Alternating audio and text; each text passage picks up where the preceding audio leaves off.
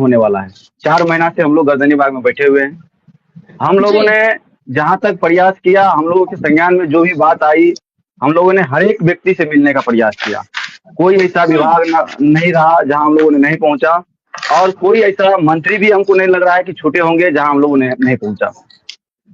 और इस बीच में भी हम लोगों ने अपने स्तर से प्रयास करते रहे। शिक्षा मंत्री जी से लगभग में 10 से 12 बार मिल चुके थे, और शिक्षा मंत्री जी भी आश्वासन दे रहे थे।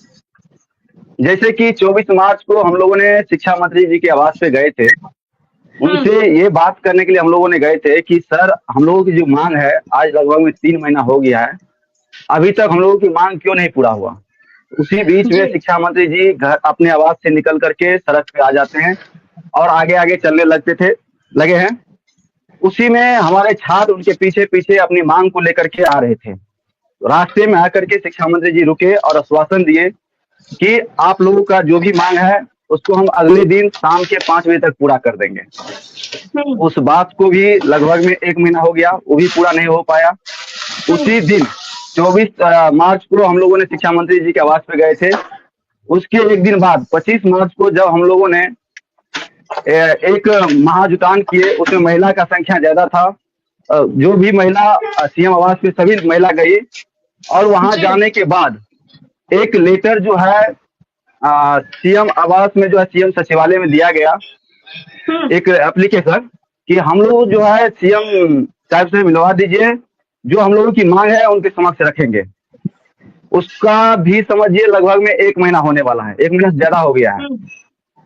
अभी तक न कोई कॉल मैसेज हम लोगों के पास आया था। इसी सब को लेकर के छात्रों में थोड़ा बहुत नाराजगी थी कि जब हम इतने शांतिपूर्ण प्रयास कर रहे हैं, जब हम लोगों को आश्वासन मिल रहा है, तो हम लोगों पे काम क्यों नहीं हो रहा है, काम क्यों नहीं हो रहा है। तो छात्र में नाराजगी थी, और छात्र एक महाजुटान फिर किया। और महाजुटान करने के बाद, आज से 10 दिन पहले की बात हम कर रहे हैं, महाजुटान करने के बाद सचिवालय गया सभी छात्र, लेकिन सचिवालय छात्र को नहीं जाने दिया गया।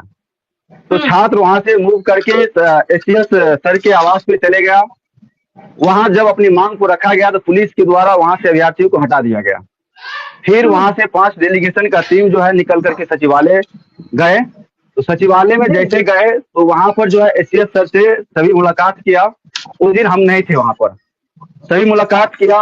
मुलाकात करने के बाद सर जो है आश्वासन दिए कि तुम लोग जो है जाओ असलम अंसारी सर से मिल लेना, असलम अंसारी तुम लोग को समझा देंगे क्या मैटर है।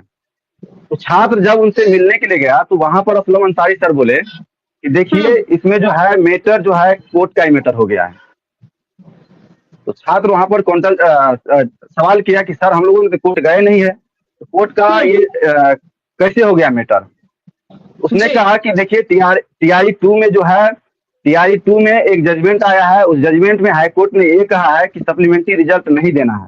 उसी को आधार मान करके शिक्षा विभाग चाह रही है कि हम रिजल्ट नहीं देंगे, वो एक आधार बना रहे हैं। तो हम लोगों ने भी मांग की है कि कौन ऐसा केस है, कब केस हुआ है, केस का जजमेंट कब आया है, सर हमको दिखाइए और समझाइए। उसका न कोई जवाब सवाल कुछ नहीं हम लोग को मिला। फिर दोबारा उसी दिन हम लोग एसटीएस सर से मुलाकात करने का कोशिश किए, लेकिन मुलाकात नहीं हो पाया। जी। जब मुलाकात नहीं हुआ, हम लोगों ने अपनी मांग को रख रहे हैं इतने दिन से, मांग पूरा नहीं हो रहा है। अब जो है स्कूल अलॉटमेंट भी हो गया है, सभी स्टूडेंट का सीट भी क्लियर हो गया है। देखिए इसमें एक डाटा हम बता देते हैं यहाँ पर, जैसे कि 87,774 पोस्ट के लिए वैकेंसी निकला था, और उसमें 66,000 ही रिजल्ट दिया गया। वहां पर भी लगभग में 21,000 सीट काट लिया गया। उसके बाद जब 66,000 रिजल्ट दिया गया तो उसमें भी 51,000 ही स्टूडेंट का, लगभग में 51,000 स्टूडेंट का काउंसलिंग हुआ। और जब स्कूल अलॉटमेंट जो हुआ है, स्कूल अलॉटमेंट होने के बाद जब स्कूल पदस्थापन जब स्कूल मिला है, तो सिर्फ और सिर्फ 43,000 ही स्टूडेंट को स्कूल मिल पाया है। यही सब चीज देख करके छात्रों में कुछ नाराजगी थी, और छात्र सोच रहे थे कि हम लोगों का जो है मांग पूरा नहीं हो रहा है, तो हम लोग जो है सीएम आवास का रुख करते हैं और वहां पर जाकर के अनुनय विनय करेंगे और सीएम सर से मिलेंगे। तो छात्र इसी सब को लेकर के, ठीक है विकी कौशल जी, फिर आपका रुख करेंगे। सीधा रुख करना चाहूंगी छात्र नेता सौरभ कुमार जी का। सौरभ जी, पहले आप लोगों ने बीपीएससी पे जिस तरह से री एग्जाम की मांग की, तो कहीं ना कहीं विपक्ष के लोग भी आप लोगों के साथ आए, तो इसे बिहार के सीएम नीतीश कुमार ने कहीं ना कहीं प्रतिष्ठा के ऊपर ले लिया था। तो अब जो आप लोग बार बार ये फैसला करते हैं मुख्यमंत्री आवास का घेराव करने का, तो ये कहाँ से उचित है? लगता है आपको कि ऐसा करने से कुछ होगा, फैसला आप लोगों के हक में बेहतर आएगा, जिस भी मामले को लेकर आप लोग जाते हैं? जी सभा जी, बहुत बहुत धन्यवाद आपको। इतने महत्वपूर्ण विषय आपने उठाया निश्चित रूप से, लेकिन सवाल यही है जो विक्की जो बता रहा है कि जिस बात को हम तो स्पष्ट तौर पर मानते हैं कि जो शिक्षा मंत्री है और शिक्षा मंत्री से लेकर प्रखंड स्तर तक बेलगाम अफसरशाही है। शिक्षा मंत्री तो आईएपीएस अधिकारी रहे हैं, तो चलता है ना भाई कि अफसरशाही या अफसर लोग के काम क्या करने का तरीका क्या होता है, कामों को लटकाना है, भटकाना है। विक्की तो बता ही रहा है ना कि 10 बार ये लोग शिक्षा मंत्री के पास गए थे, एक बार नहीं 10 बार। अच्छा आइए कल आइए हम देख लेते हैं, हम आपको बता देते हैं, आपको आश्वस्त करते हैं। शिक्षा मंत्री शिक्षा विभाग का लेटर बीपीएससी को रिकमेंड कर दिया है, हम देख लेंगे। अरे भाई छात्रों के पक्ष में ही फैसला होगा, हम छात्रों के लिए हमारी सरकार काम कर रही है। कई विकल्प होंगे, कुछ जो हमसे जो बच जाएगा ना वो महेश दास जी पूरा कर देंगे, जेडीयू के प्रवक्ता हमारे मित्र हैं, वही पूरा कर देंगे सारी चीजों को। बाकी क्या है, बचा क्या है सभा जी, पूरी प्रक्रिया। अब बाकी जो है ना यही है इनकी कि बिहार में बाहर है जहां लाठियों की भरमार है, वाटर कैनन की भरमार है, महिलाओं के ऊपर, हमारे भाइयों हमारी बहनों के ऊपर जो बर्बरता पूर्वक लाठीचार्ज हुआ है, ऐसे ही सरकार बिहार में चल रही। तो नहीं मुख्यमंत्री जी, अगर आप 17 वर्षों से स्टेट के मुख्यमंत्री हैं तो क्यों आप व्यक्तियों से 5 मिनट के लिए है कि सौरभ जी आपकी आवाज क्लियर नहीं आ रही। एक ही काम है कि बेलगाम के एकदम छात्रों को पीटना है, किसी भी प्रकार से उनको कोई भी मांग हो बातचीत नहीं करना है, जितना मन हो सके इन लोगों को पीटे हटाए, क्योंकि वही काम हमको करना है जो हमारे मन में, और निश्चित रूप से पूरा। सौरभ जी आवाज क्लियर नहीं आ रही है। बच्चा का टीआरडी 2 में, टीआरडी 2 का बच्चा का टीआरडी 3 में हो रही है, तो हम लोग मांग करते हैं जो बात की किया जाए हम देख लेंगे, करवा लेंगे। फिर आप करेंगे, कुछ टेक्निकल इशू है, तब तक आप चेक कर लीजिए कि आखिर क्या खराबी आ रही है जिस वजह से आपकी आवाज नहीं आ रही है। सीधा रुख करना चाहूंगी महेश दास जी के। महेश दास, जिस तरह से बार बार छात्रों पर लाठी डंडे चलते हैं, क्या ऐसे ही ये सिलसिला ऐसे ही चलता रहेगा कि छात्र अपनी मांग को उठाएंगे, फिर वो कोई स्टेप लेंगे, फिर उनके ऊपर लाठी डंडों से वार किया जाएगा, लेकिन सुना नहीं जाएगा और टाल मटोल भी हो रहा है इसमें? विक्की कौशल जी ने अभी खुद आपके सामने बताया इस चीज को। देखिए सभा जी, आप कह रहे हैं कि टाल मटोल, अब विक्की जी खुद कह रहे हैं कि हम शिक्षा मंत्री जी से मिले हैं, शिक्षा मंत्री जी ने उनको सारे जो भी समस्याएं थी, बट इन लोगों का, छात्रों का ही कहना है ना महेश जी कि बार बार यही बोला जाता है कल आइए, फिर कल जाते तो बोला जाता है फिर बाद में आइए। अभी सौरभ जी भी कह रहे थे ये चीज। देखिए सौरभ जी हमारे मित्र हैं, हम जानते हैं उनको, लेकिन आप देखे होंगे कि बीपीएससी के एग्जाम में जिस तरह से माहौल बनाया गया था और उसके बाद लीकेज का मामला लाया गया, तो सरकार अगर कहीं पे हुआ था तो उसको संज्ञान में लेकर के उसको कैंसिल भी किया गया, और कैंसिल करने के बाद लोग फिर से री एग्जाम जब हुआ तो री एग्जाम में लोग अपियर भी हुए, उसके बावजूद भी कुछ लोग जो थे वो पॉलिटिसाइज करने का प्रयास पूरा कर रहे थे उस आंदोलन। तो आप समझिए कि स्टूडेंट के मुद्दे पे नीतीश कुमार जी बहुत ही संवेदनशील हैं, और संवेदनशील नहीं है तो इतने बड़े लेवल पे शिक्षक बहाली कैसे हो गया, मसला ये है। और जो अभी सप्लीमेंट्री का मामला है, अभी भी हम शिक्षा मंत्री जी से इस मुद्दे पे, जब हमको फोन आया था आपके चैनल से तो मैं बात किया उनसे, उन्होंने स्पष्ट तौर पे कहा कि मैं इसको बहुत संवेदनशीलता से देख रहा हूँ, और मेरा जो क्षेत्र अधिकार है मैं आयोग को भेज चुका हूँ, और आयोग उसपे, मैं आयोग से भी लगातार संपर्क में हूं कि ये इस मसले को कैसे हल किया जाए, निरंतर उस पे लगे हुए। और रही बात, निकल जाइएगा कि हम किसी मंत्री को घेर लेंगे, किसी भी आप अधिकारी को घेर लेंगे, ये कहाँ तक सही है। हम मानते हैं कि लोकतांत्रिक परिवेश में ये अपना मांग शांतिपूर्ण तरीके से रखने का अधिकार है, लेकिन छात्र भी हमारे ही समाज का हिस्सा है। हम समझते हैं कि सरकार से बात करके और इस मसले को हल करने, हम समझते हैं ये ज्यादा बेहतर रहेगा कि क्योंकि रोड पे आने से आप सिर्फ, हम समझते हैं कि आप अपने मुद्दे को लेकर के जाते हैं, लेकिन वहां पे आपको रोड पे जाने से बहुत सारी चीजें प्रभावित होती है। इस चीज को भी समझिए आप, क्योंकि ये आपका ही देश है, ये आपका ही राज्य है, और आपके प्रति मुख्यमंत्री जी हमेशा संवेदनशील रहे हैं और इस मसला का गर्दनी बात में 1 साल तक तो इस मसले पे अभी भी हम शिक्षा मंत्री जी से बात किए हैं। वो लगातार बीपीएससी के संपर्क में है और वो हमको आश्वासन दिए हैं कि बहुत जल्दी महेश जी एक बात बताइए, बार बार घेराव करना गलत है, ठीक है, तो क्या बार बार छात्रों पर लाठी डंडे चलाना सही है? नहीं, देखिए, छात्रों पे लाठी डंडे अगर एक बार सुन लिया जाएगा तो छात्र ऐसा करेंगे ही नहीं, मुझे जहां तक लगता है। सवा जी, छात्र अगर सड़क पे शांतिपूर्ण तरीके से करेंगे तो हमको नहीं लगता है कि कोई भी पुलिसकर्मी ही उस पर डंडा चलाएगा, क्योंकि ये पुलिसकर्मी भी इसी समाज का हिस्सा है। अगर आप किसी भी सिस्टम को प्रोवोक करेंगे तो आपके ऊपर जवाबी कार्रवाई हो सकती है। ऐसा नहीं है कि पुलिस किसी बाहरी जगह का है या वो इस समाज का हिस्सा नहीं है। पुलिस भी इसी समाज का हिस्सा है। वो बखूबी समझते हैं कि हमारे ही समाज के और हमारे ही राज्य के ये बच्चे हैं। मुद्दा है कि सप्लीमेंट्री का इन लोगों का जो मसला है वो हल किया जाए। तो ये विक्की जी खुद बताए हैं कि ये शिक्षा मंत्री जी के, आप बताइए ना, कभी शिक्षा मंत्री जी का आवास घेर लिया जाता है, तो कभी शिक्षा मंत्री जी का गाड़ी घेर लिया जाता है, तो कभी एसडीएम साहब का गाड़ी घेर लिया जाता है, तो कभी आवास घेर लिया जाता है, कभी सीएम हाउस घेर लिया जाता है। मसला ये नहीं है कि घेर लीजिए आप, मसला ये है कि आपका समाधान कैसे हो, इस पे आपको करना चाहिए। आप एक डेलीगेट बनाइए और डेलीगेट के तहत जाके मिलिए उससे संबंधित जो भी लोग हैं, निर्णय लेने लायक।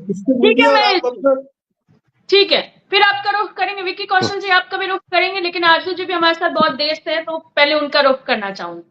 आरजू जी, महेश जी का तो साफ साफ कहना है कि कहीं ना कहीं छात्र बातों में आ जा रहे हैं, ये नहीं देख रहे कि समाधान कैसे निकलेगा। आप घेराव करेंगे तो लाठी डंडे तो चलेंगे।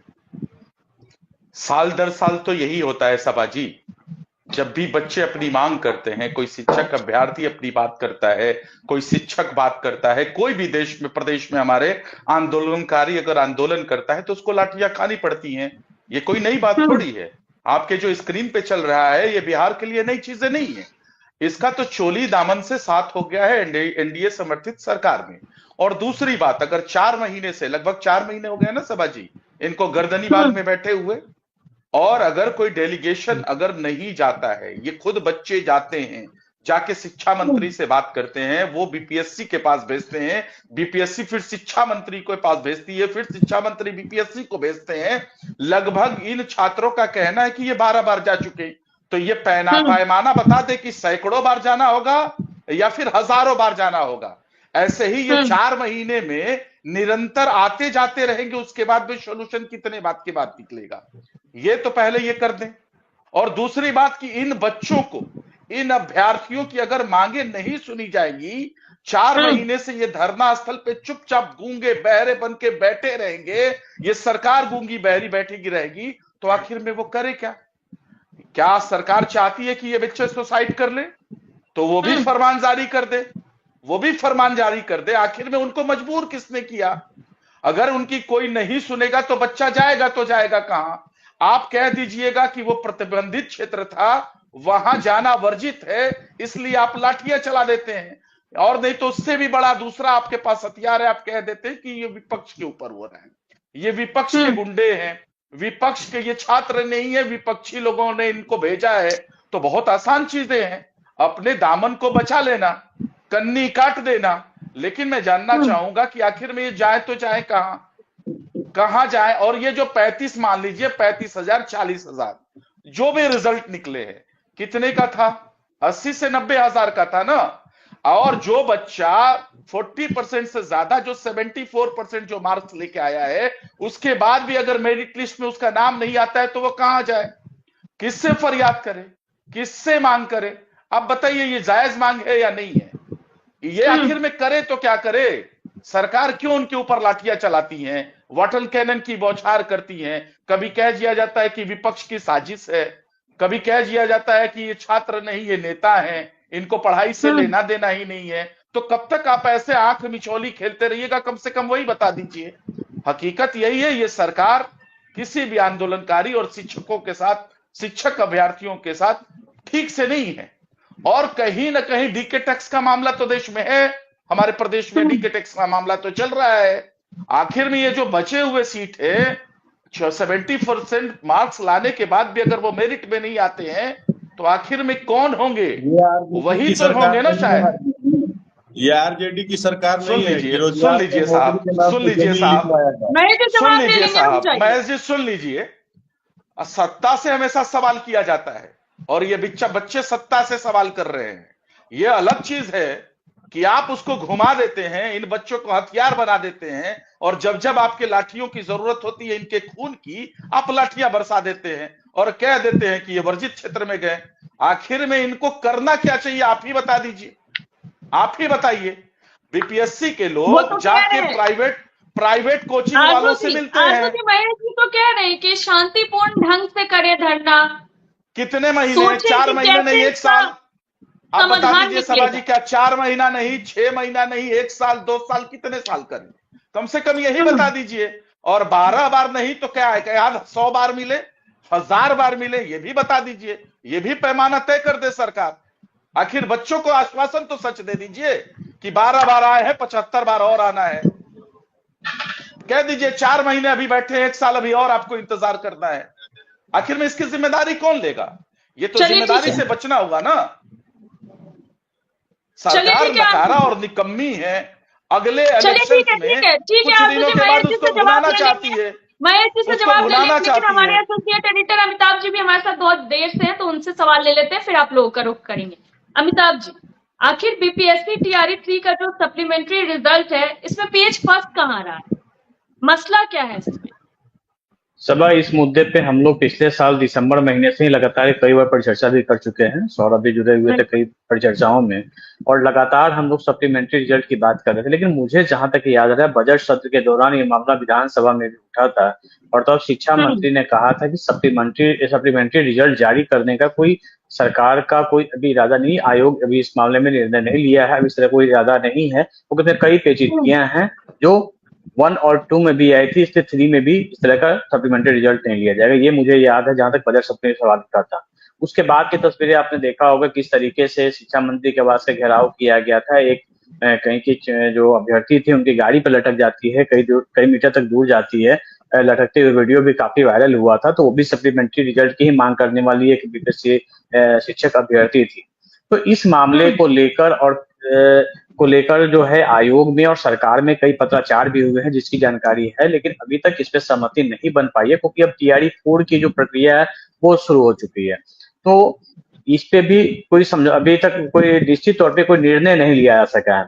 लेकिन दूसरी बात, छात्रों के या फिर अभ्यर्थियों के जो आंदोलन का जो राजनीतिकरण होता है उसका क्या हश्र होता है? ये बीपीएससी का जो आंदोलन चला और किस तरीके से मुद्दे को भटकाया गया, किस तरीके से लड़ाइयां लंबी लगी गई, हर राजनीतिक दल ने इसमें अपनी रोटी सेकी और उसका क्या नतीजा निकला, वो पटना हाई कोर्ट से लेकर सुप्रीम कोर्ट तक देखने में जो वहां के जो आदेश हैं उसमें साफ तौर पर दिख गया कि जो आंदोलन होते हैं, जो तथ्य दिए जाते हैं वो कोर्ट में नहीं टिकते हैं। और लकमों बेस देखिए, इन लोगों की जो मांगे हैं उसको लेके जो आवेदन पड़ा था शिक्षा विभाग में, शिक्षा विभाग के मंत्री जब वो वायरल वीडियो हुआ था, उसका शिक्षा मंत्री ने मीडिया से बात भी की थी। उन्होंने कहा था, वो कई पेचीदगियां बताई थी कि इस पूरे मामले को लेकर है, लेकिन हाँ, सरकार की तरफ से एक पत्र आयोग को जरूर लिखा गया था कि इसको किस तरीके से दूर किया जा सकता है। तो ये मामला इनके पास है और कई अभ्यर्थी इसमें हैं। और सबसे बड़ी बात है कि जब 86,000 जो बहालियां होनी थी और रिक्तियां जो निकली थी, उसके एवज में कुछ ऐसे भी कैंडिडेट थे जिन्होंने काउंसलिंग के बाद योगदान नहीं दिया,